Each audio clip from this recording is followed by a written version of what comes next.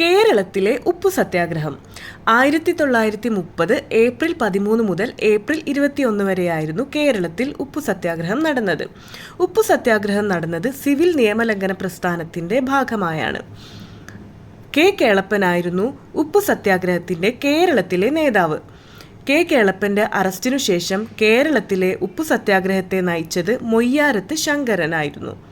കേരളത്തിൽ ഉപ്പു സത്യാഗ്രഹം കോഴിക്കോട് നിന്നും പയ്യന്നൂരിലേക്ക് ആയിരുന്നു.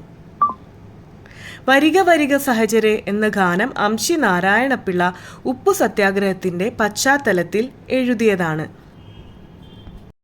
പയ്യന്നൂരായിരുന്നു കേരളത്തിലെ ഉപ്പു സത്യാഗ്രഹത്തിൻ്റെ പ്രധാന വേദി. പയ്യന്നൂർ അറിയപ്പെടുന്നത് രണ്ടാം ബർദോളി എന്നാണ്.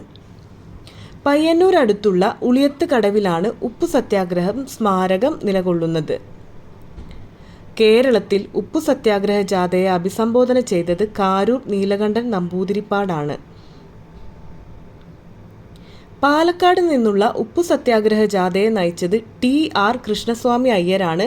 40 പേരാണ് ജാഥയിൽ പങ്കെടുത്തത്.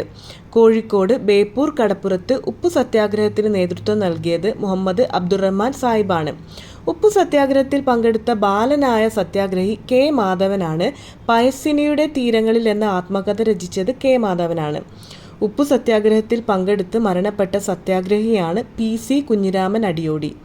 ഉപ്പു സത്യാഗ്രഹം അവസാനിക്കുകയും 1934 ഗാന്ധിജി ഉളിയത്ത് കടവ് ഉപ്പു സത്യാഗ്രഹ സ്മാരകം സന്ദർശിക്കുകയും ചെയ്തു.